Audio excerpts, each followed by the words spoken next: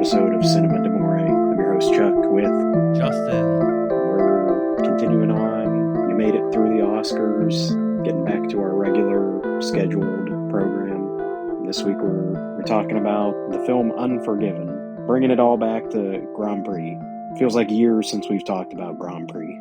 True. But currently, and we're recording always ahead of time, F1 Drive to Survive is on Netflix, so I feel like I'm reliving it.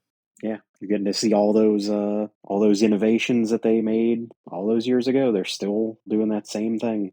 There's a lot going on in it. Here's my tease. It's a scene with pizza. It's not important. It's just showcasing this driver's life. What is on the pizza is insane, and the way he eats the pizza is insane, and they never talk about it.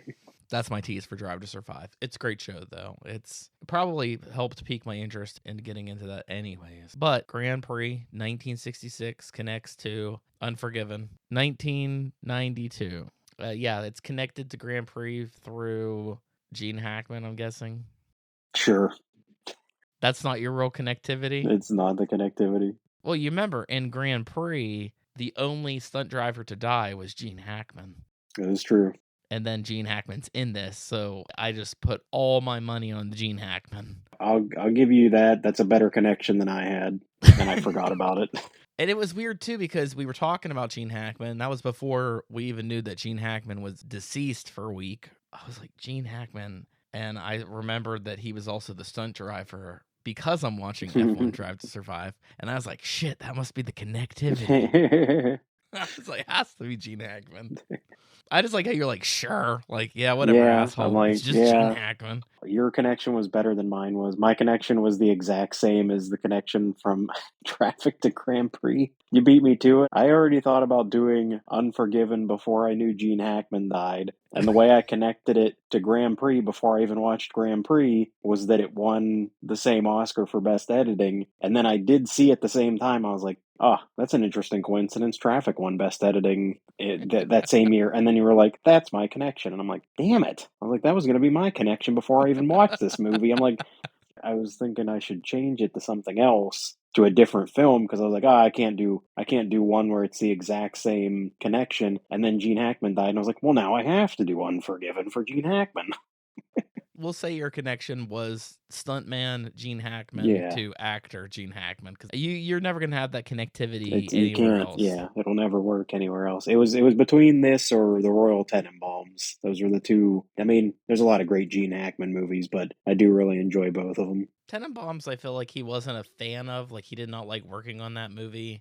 Yeah, there was a story that I think they were talking to Bill Murray, and I don't know if it was like, I think it was an interview more recently, like after Gene Hackman passed away, and he was talking about him, and like I'd already heard like some of those stories where he's like, yeah, he's pretty rough on Wes, like that's like not his style of filmmaking, and he said like he thinks he could like tell why it wasn't his style of filmmaking, because he's like, oh, they're doing these long tracking shots that are like 12-minute unbroken camera takes, and they're so well choreographed, and he's like, and Gene Hackman's nailing it, he's doing it perfectly every time, but this other guy in the scene's ruining every take because he keeps messing up his line. He's like, yeah, I'd want to choke someone out too if I was Gene Hackman, because I'm doing my job perfectly and this other guy's messing it up. That'd be my worst nightmare, being the person that's fucking up the scene repeatedly. Yeah. Had to do something for Gene Hackman. We've done a couple other... Yeah. Did The Conversation years ago. You fucking amateurs. Yeah. I do love this movie, but I have not watched it in a very long time. I forgot some of the, I would say, subplots. I forgot some of the minute details. You forget Richard Harris, because he's the most random cameo that, like, he doesn't even interact with the protagonist at all. He only deals with Gene Hackman's character, Little Bill. I do like Richard Harris's bit because he sets up how dangerous of a person Little Bill is, the circumstances of what's going on in this town with Little Bill's gang. Just imagine being Little Bill forever. You're just Little Bill. Yeah. So also an interesting plot point to name both your main characters. They're William and Little Bill. That's on purpose. They're on opposite sides, but their histories are obviously very similar, that they're both really terrible people in their past and they've gone on to do different things. Little Bill's, it seems like he probably like moved into this town and just made himself the sheriff just by being like the toughest guy in town or something, or possibly like killed the last sheriff or something, so he automatically by default became the sheriff of this town. I do think Hackman is has such a great role in this too, because he seems the most unhinged, and by the time that you get to the scene where he beats the fuck out of English Bob, Yeah. basically steals his biographer. We know that he's building his house and that his gang's making fun of the fact that he's a terrible carpenter, and the house is leaking, and that guy, the biographer, makes a remark about you should hang the carpenter, and Little Bill's like, what? I Yeah. couldn't even remember what happened to the biographer, so even rewatching this, I was like, oh shit, this must be where he kills him. It literally feels like he's gonna just straight up murder that guy on the spot for that joke.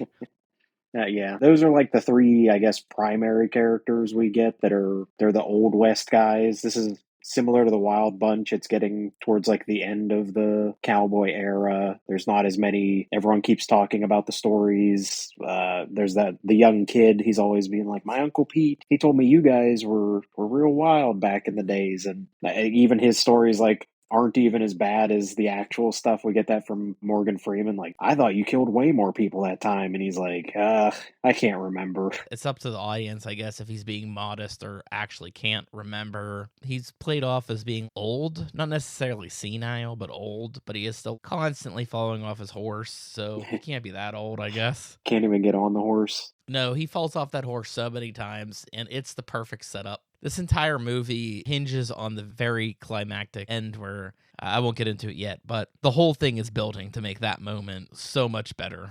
I don't want to say better than anything else, but it's such a drastic change in everything that you've seen that it just makes that moment so much more powerful. I guess that's the best way to put it. Yeah. Also funny to watch a movie from 1992, so it's 33 years old, and yeah, Clint Eastwood already looks ancient in that movie, and then has still continued to make and star in films for another 33 years beyond that. Right, he's in his 90s now, so he was young 60s He was probably in his when he made 60s this. when he made that, and that was already like him being like, I'm too old to do this anymore. And he's I still, mean, no offense to Clint Eastwood. I take him for a guy that's been out in the sun all the time and never used sunscreen. Like, yeah, probably baking in those deserts in the 60s with Sergio Leone out there. yeah, and that's actually what I think is kind of cool, because these are some of the first westerns that I ever watched were the Leone ones and Unforgiven, and I think Unforgiven's so great because it plays hard off of knowing those roles that Clint Eastwood's done before this movie. I think that's kind of like why they play him off so early as seeming like an imbecile of some sort.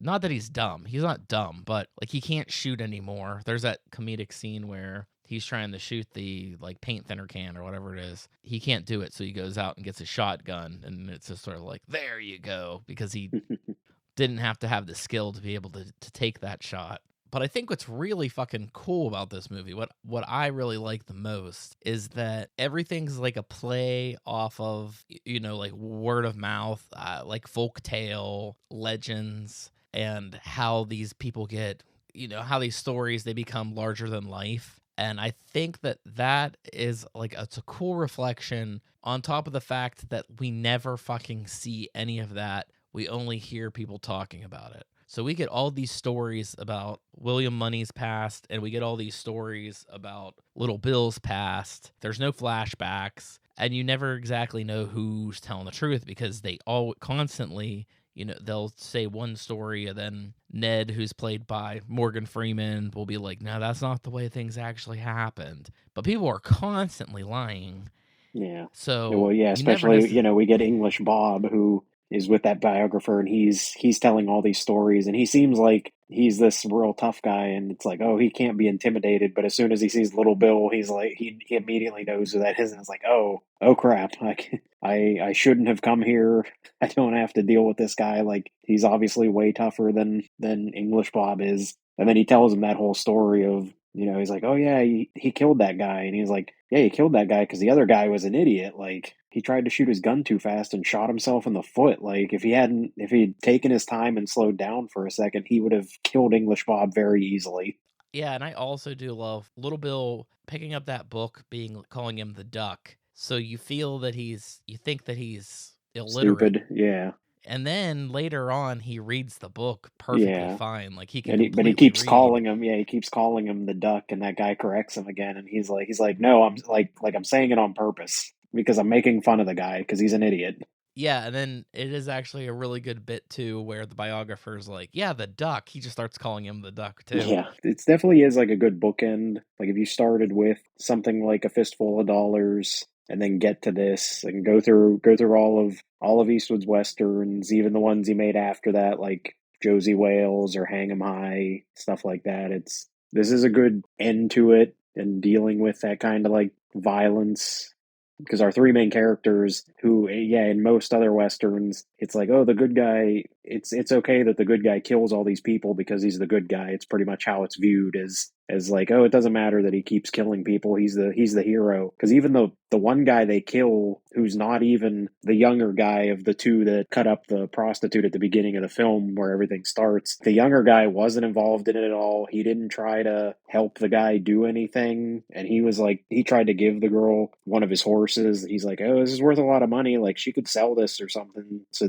that she could have money, but they keep being like no you need to kill both of those guys even though he really doesn't feel like that guy deserves to die at all because he wasn't involved with it and he didn't try to like go against them or anything. He tried to like make up for it multiple times. Yeah, I mean, I like that they really put a lot of character into the prostitutes too. They really come off as people. They want their revenge on these guys. At first, when they're pulling their money together, you would assume that maybe it was for some sort of doctor or something. Well, pretty quickly, when the kid goes to meet William Money at his house, he's like, "Yeah, there's these people that they're gonna pay because they cut this woman up," and already the story's already drastically like Yeah. off. She's missing fingers and all this kind of shit. I also do like how disfigured they describe her, and she just has like a lot of clean slashes on her face. It's not like you would think of Gary Oldman from Hannibal or something like some wildly deformed person. The way that everyone describes her,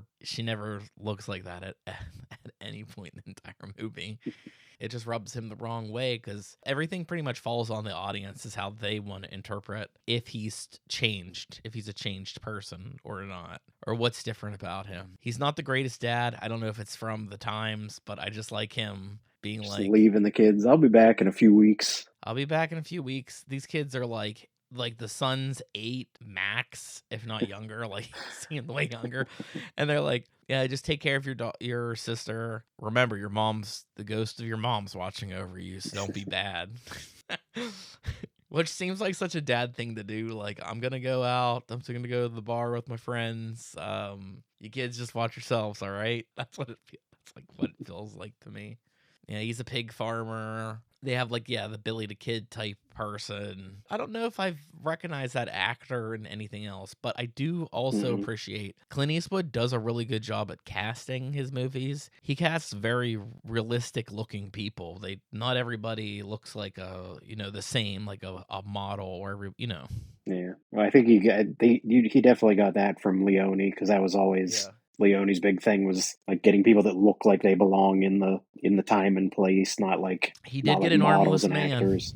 Yeah, Was it Pete? He's just like, why the hell do you you need got 3 three firearms? guns. You got three You guns. have You only one got one arm. arm. He's like, I don't know what we're gonna get into. I can't reload. I gotta be able to go. Yeah, there's a lot of good comedic moments in this movie too. For the most part, it's rather serious. But yeah, this is like the ideal story for me in the sense that depth is imaginary in these things, but it feels like a very real world, and these feel like very real people, and everything feels like very lived in. And I also feel like everything kind of falls in that natural state that all these characters would be where they are, and it makes sense that they are doing what they're doing. I know that sounds kind of vague, but like Yeah, the whole idea that like the little bit that we get is that he found a woman, fell in love with her. She's clearly half his age. I would have to point that out. Died from something. What was smallpox. it? Smallpox. I was like tuberculosis or something. Yeah, One of those old smallpox. timey diseases. Oh, they're coming back. They're coming back. We're just starting with the measles. But yeah, I mean, like, he's got his kids. I He do, seems yeah. to settle down. The opening and closing, like title cards, they are like supposed to be serious, but they do make me laugh when it's like describing the mother of his deceased wife. That's like, and she never Mother-in-law. could figure out, yeah, she never could figure out why her daughter would settle down with a no good bastard like William Money, who never cared for anyone in the world. Yeah, I don't know if it's supposed to be like an old Western book or if it's supposed to feel like a letter. I don't necessarily know. I guess it reads more like a book than it does a letter. Yeah. I guess it also kind of adds that like folktale legend esque part of the story, but I also do like that because it doesn't build him up as like when you get his story, you get the climax of his story. The resolution is really just back to the mother-in-law. Like his story is you don't hear anything else about it.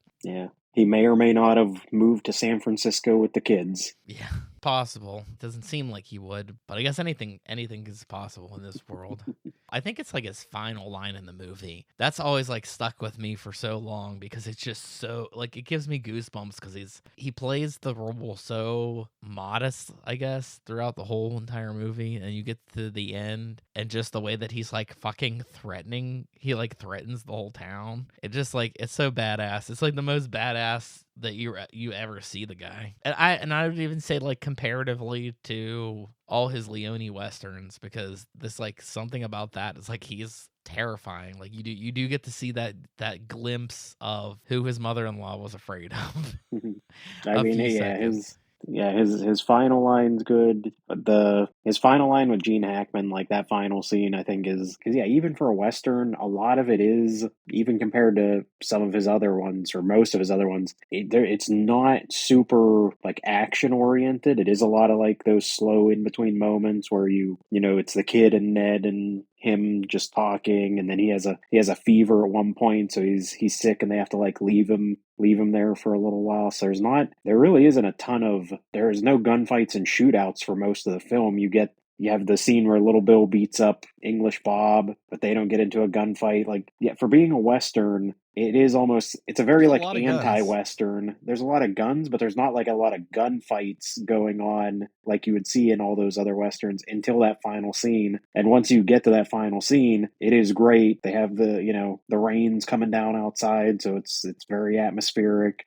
Ned's body's in a coffin in front of the saloon, talking about assassins because that's what Little Bill says. He can't stand people that are assassins. He says that he thinks they're cowards if they try to shoot a guy from a vantage point or something like they do with that first guy. The Little Bill's final line is the one that always gets me. It's like it's such a great final line for a villain. It does very much seem like, in a way, you have to look at both of the characters, and they both Hmm. have like changed their lives because even though he's still a jerk obviously, but it does genuinely seem like he doesn't mess with the people in town, like he doesn't rule over them like a criminal Hmm. like type. He does generally just kind of seem like, I just want everything to stay normal. I just want to like be retired here and have no one bother me. And I'm just going to build my house and I'm going to live in it. And everyone needs to just leave me alone. So when Clint Eastwood comes in and just starts killing everyone and he's laying on the floor and he's like, I didn't deserve this. I was building a house. Yeah. And Clint Eastwood has the great line of, it's not about deserving it. Yeah, that is perfect. Or like when they're talking about like when we're gonna die, or it's like we all have it coming, like it's all coming for us. Death's Yeah. coming for us. While you were talking, you made me think of when they snipe that one guy. Clint Eastwood gets him, and the kid keeps going like, "Did you kill him?" And he's just very like a matter of fact, like, probably. Then you could just hear the guy going, I got shot. And he's not dead. Yeah, but he got him in the gut. There's no saving him. And he's like, I shot him in the liver. He'll die eventually. You don't really have that in westerns. It's people are taken out almost immediately. Yeah. And this is just sort of like very realistic in the sense that yeah, we don't have the medicine like we don't from a filmmaking standpoint. Yeah. At We're this too far time out we in the don't middle of have modern nowhere. medicine. We can't there's no saving this guy. Yeah. He's definitely dying from his wound. It's definitely a Or mortal even wound. for a western, for the other guy gets like the most undignified death as he's sitting in the Mhm. outhouse, like he gets shot by the Yeah. kid. And even the kid tries to start lying. He's like, he pulled out his gun, and then he just breaks down like he can't do it. I also do like that he was like on the most fast track of being blind. Yeah. He needs them spectacles. It wasn't even just like nearsighted. It was just like by like Probably just midway straight up through had the movie, astigmatism, like everything's just a blur. he literally could not see fucking anything by the time. Yeah. And I do like how he goes from "Don't touch you touch my gun, I'll kill you." He says it to Clint Eastwood. He says it to Ned when Ned takes his rifle, and then at the end, when he finds out that they got Ned or whatever, and he's gonna go finish the job, he's like, "Give me your fucking revolver," and he's like, "Absolutely, here you go, sir. I'm never gonna use it ever again. That was the worst mistake I ever made in my entire life." And yeah, and they know that he's not a killer. Yeah, when he tells him that was the first time, and he's like, and yeah, Clint Eastwood goes, the first Yeah. time what? He's like, the first time killing a guy. And he's like, yeah, I kind of figured. My favorite line of Clint Eastwood, and he says it all the time, is just "yeah" to anything. Yeah. It was you. Yeah. Or just anything like that. This is just a great Western. I don't know. There's nothing wrong with this movie. Just everything. It's over 2 hours long, but it really feels short even for some movies. Like, cause it just feels like everything just happens at one editing, because everything feels like it's just happening at a very natural pace. The editing feels it just flows very What smoothly. else did it win? It won one editing, it It won Best won Picture. What were the picture, other two? director, and Hackman won. Okay. Yeah. Yeah, and I'd also think Clint Eastwood, I can't remember the first movie he directed. Was it Bridges in Madison County or something? No, older than that. It was Outlaw Josie Oh, Wales, I really? think. Oh, really? Yeah. I think that he's a very competent director. Even like his latest movie, Juror Number 2, especially for his age, it just fucking blows my mind. Apparently that's his last movie, but I don't know. Gran Torino was supposed to be his last movie, and then, well, that was the last movie he was going to act in. Yeah. And then he But then he continued. still acted in. He still did more movies. Cry Macho is so fucking funny, unintentionally funny. That one I highly recommend, where he goes to Mexico to get this kid, and he's like the heartthrob, and the lady cartel woman wants to and does fuck him, and it's just so funny. It just doesn't make any sense that he's that tough. And I haven't seen The Mule yet, but I know The Mule, he has like a threesome. He's like this guy, like he's writing these roles for his fantasies or something. I have no idea. I was wrong. I think it was even earlier than I thought. I think his first movie directing is Play Misty for Me. Which that's 1971. Oh wow.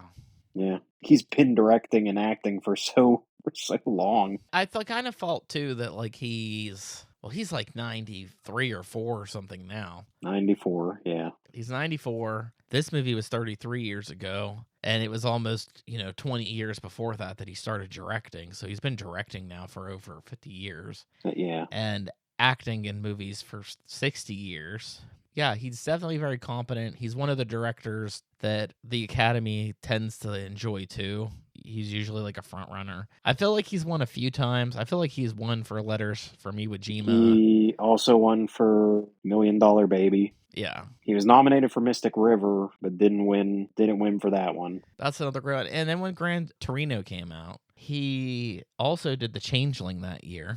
Yeah. So he had 2 of them come out. I kind of think The Changeling was the better movie. Gran Torino, what I think is really funny is that is probably the best movie to double feature with this movie, because it's like the bipolar opposite. It is literally like written in reverse. It's where it's like, what if we had an ultra violent person that chose non-violence at the end, as opposed to like like we know he's an ultra violent person, but this whole movie he's like trying to be like, I'm not that person anymore, until he goes berserk and he's like, all right, fuck it, I'm that person.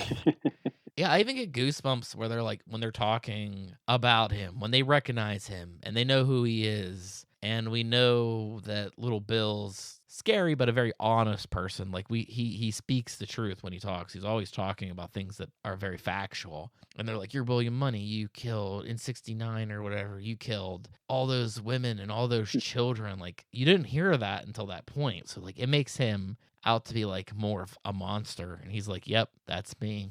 I did those things. And yeah, it just gives me goosebumps, because it's like you really understand how terrible of a person he actually has been in his past life. Going back to the realism, I do fucking love the final shootout because it doesn't play off like, I can't think of a Western that does it off the top of my head. I'm thinking more like Sanjuro, where at the end of that, he just like fucking does like one clean swipe and just kills his opponent at the end of the movie. And this, you would feel like it would be like the quickest draw where he just took out all these people. Well, it goes back to Little Bill's thing, because Little Bill says if you just stopped and took your time, like, you could take down anybody. He's like, the people that draw fast don't actually do anything, because those other guys are shooting at him and they're all missing wildly, and he just very slowly, like, and methodically, he's like, shoots that guy, shoots the next guy, shoots the next one. Yep. I do like when he kills Skinny Pete. You killed an unarmed man. Well, he should have armed himself.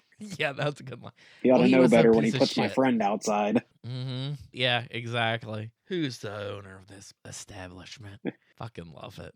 It's so good. That scene where he's talking to the biographer, I almost feel like he's gonna kill that guy too. And yeah, he does the like, we see that Gene Hackman's alive and he's reaching for his gun and shit. And like, you really do have the feeling that he's like well aware that he is still alive, the way like his lines are. Yeah, but like, they like film it in front of a mirror too, where you can like see Gene Hackman in the mirror, I think, behind the bar too. So it's like, yeah, you think like, oh, does he see that guy there? I just love the fact that he doesn't. It's the cock of the gun that gives him away. I also like how he gives that final like gruesome shot of that one guy that's still like kind of alive, just as he's like casually leaving. Well, he doesn't casually leave because he stops and he does his threats of, if you shoot at me, I will fucking kill you, and I will kill your fucking wife and your kids, and I'll kill everybody you know. Like, a little over the top. like he's never gonna take the time to find all these people. Yeah, even the one guy that could kill him, well, not kill him, but the one guy that could shoot him with his gun, just, he doesn't do it. But yeah, that final line of like, if you touch another one of those women, I will come back and I will kill every last one of you fuckers, or however he says it. It's such a good creepy line. Yeah, I don't know, it's not necessarily like a redemptive story. Like, I feel like there's no redemption for the stuff that he's done. But maybe he thought going on this, he respects women, so he's like going on this journey to something his wife would want him to do. It's never exactly said. So I think that's another thing that will make this movie really stick in people's minds, because you're just kind of piecing this puzzle together and you don't have all the pieces, so your brain just puts everything else together for you. And I don't know how long it was, but for a Western, it does feel kind of short. But I did one weird thing. I recognized one of the guys in Little Bill's gang, and I was like, I don't know the actor's name, but he was the cop in Freddy vs. Jason. And I know that's not that too far off. They're like 10 years off, but maybe it's the Western aspect. I was feeling that this movie was like a lot older. I'm like, he looks exactly the same. This guy has not aged at all. He looks like John Ritter's son, but I can't remember his name. Josh Ritter? Yeah. It's not a Ritter. He just looks like one. But yeah, if you haven't seen this movie, I mean, you could honestly start with Unforgiven if you want to. I think that it's a good example of how exciting Westerns can be. I mean, it's not, like you said, it's not like action-packed the whole time. It's not like you said, oh, there's a train in it. There's not a train robbery. It's pretty much the most casual conversation ever on a train. Richard Harris, R.I.P., aka Dumbledore, is fucking wild too, because that's another like casting choice where he doesn't seem threatening at all, English Bob. Yeah. I mean, he really wants to assassinate a president, and he would never kill a king or a queen, but I feel like this is the movie that I've seen that he's like, probably just because of his age when this was made, that this was the most it reminded me of his son Jared Harris.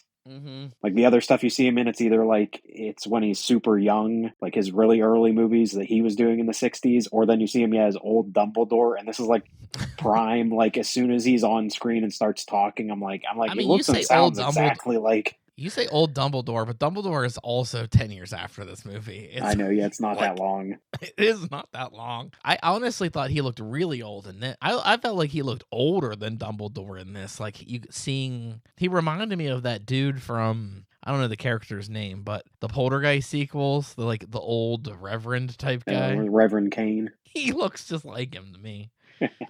Yeah, it's quite a ride. I mean, I think this is probably the movie too that got Morgan Freeman into things like Shawshank Redemption and stuff like that. He's so fucking good in this. That's actually another incredible thing too. Morgan Freeman's pretty much known for like stealing his scenes from everyone else, I feel. But him with Eastwood is so good. They really do feel like equals. This casting is superb. It's amazing. Yeah. Obviously, I've seen this one before, but I haven't seen it in a while. So, Yeah. good choice, Charles. Like I said, we had to do one for Gene Hackman. It was that close. We weren't don't get those opportunities. The Gene Hackmans, yeah. But for all the Gene Hackmans of the world. They're out there. Yeah, that was sad too. I'm like, oh man. And I think was he 93 or something? Yeah, he's good. He's like around. He's the same age as Clint Eastwood, pretty much. Eastwood's older. They showed some photography of like the last time that someone saw Gene Hackman alive, and it's like him at I don't know, is he outside of a grocery store or something? And I think if I saw him, I would never think that's Gene Hackman. Like he like up close, and you can tell it's him. But like, yeah, he just looked like any other person. Like he looks so different. And he ended his career with Welcome to Mooseport, I think, after he had a terrible experience. He's like Sean Connery. He worked one weird final movie and it's like, nope, never again. He wasn't a fan of working with Wes Anderson either. So even though I think that that's a great movie, he, I don't know, wasn't a fan.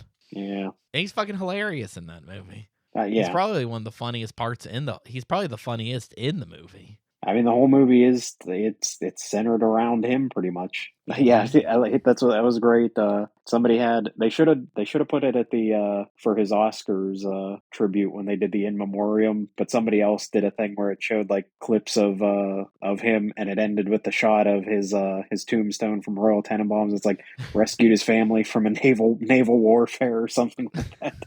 Like heroically rescued when they're like actually he died in bed. Yeah, and you know what? Also recently too, this is just going off the recent deaths. I saw a thing for David Lynch where they're like the Oscars should have just showed static for like 30 seconds, or like just a static shot of a room with smoke or like nothing, something that didn't make any fucking sense for just like way too long as a good tribute to him.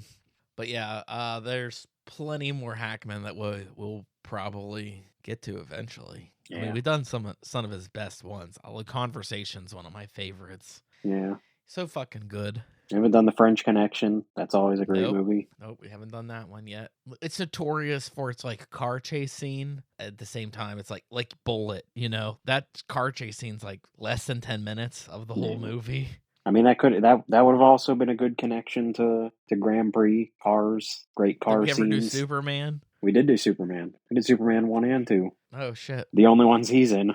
There we go. Dude was awesome. You made this into a tribute episode. And I can't really think of a movie where he's terrible. Maybe Welcome to Mooseport, but I have not seen it. Maybe we. I mean, I don't even think he's terrible in it. I think it's just, you know. Oh, you have seen it. I was like, maybe we should talk about Welcome to Mooseport. I don't think he's terrible in it. Ray Romano's not great in it. Gene Hackman's probably better than Ray Romano in it.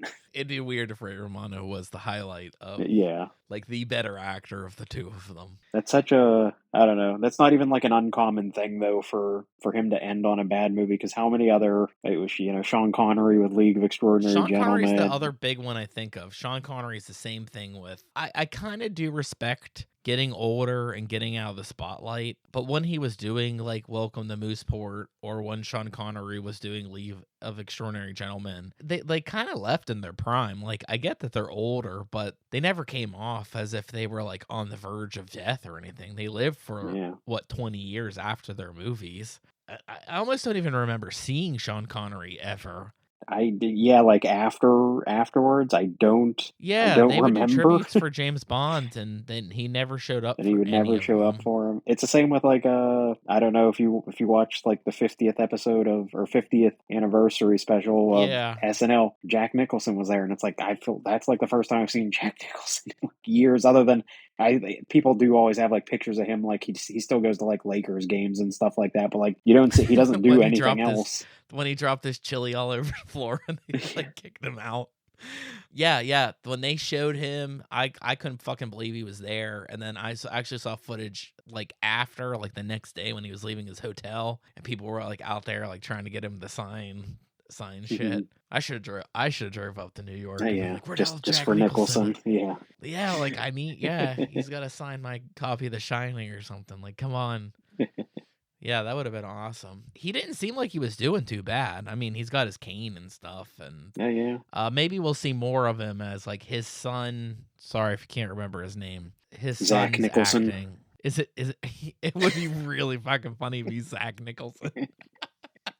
That would be so good. He was like a no-name role in Smile 2. Yeah. And I saw that he's in like some other horror movie, and everyone's like, "Oh, he looks just like Jack Nicholson." Well, yeah, he looks just like him because he's his goddamn son.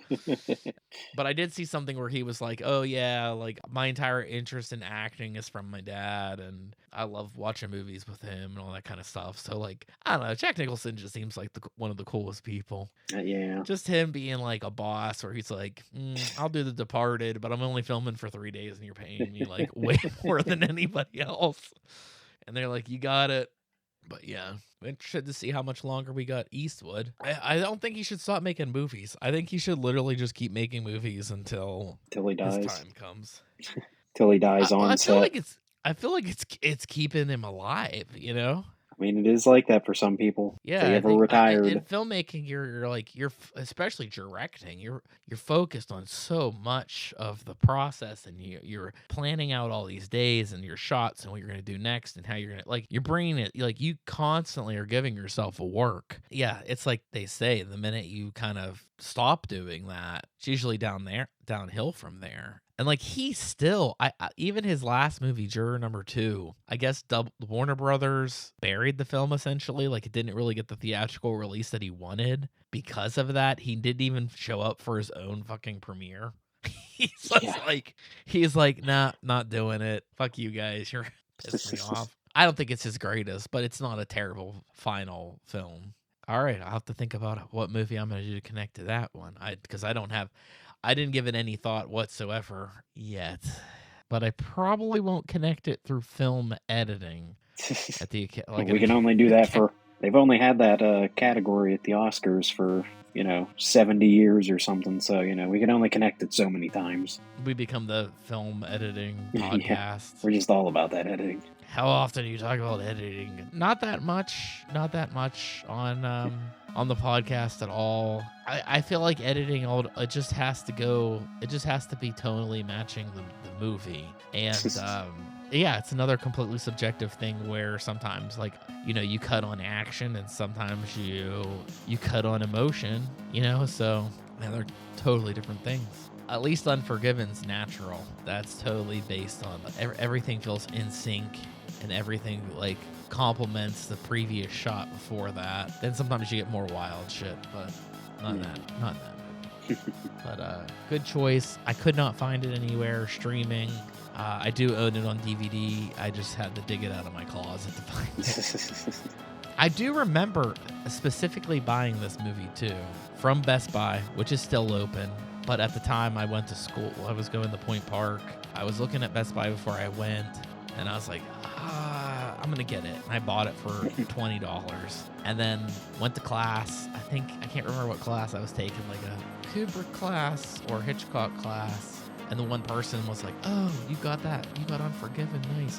What was the other movie you got? I was like, what do you mean? They're like, oh, that was on a sale. Buy one, get one free. And I'm like, what? And I went back because, that's where basically my car was parked because I had to ride the bus into the city. I went in and I was like, this is buy one, get one free. I was like, I just bought the single one. Can I get it free? And they were like, yeah. So they just did a return. And I went and I got Citizen Kane. So. But yeah, it just sticks in my mind because I was like, oh man, I hope I didn't get a buy one, get one free movie and just pay full price for one fucking movie. Just get ripped off. If it was back in the Hollywood video days, we'd be like, go get another fucking movie. It's free. Nobody told me that shit. Well, thank you guys for listening. We'll be back in 2 weeks with another film that connects to Unforgiven. Yeah. See you then.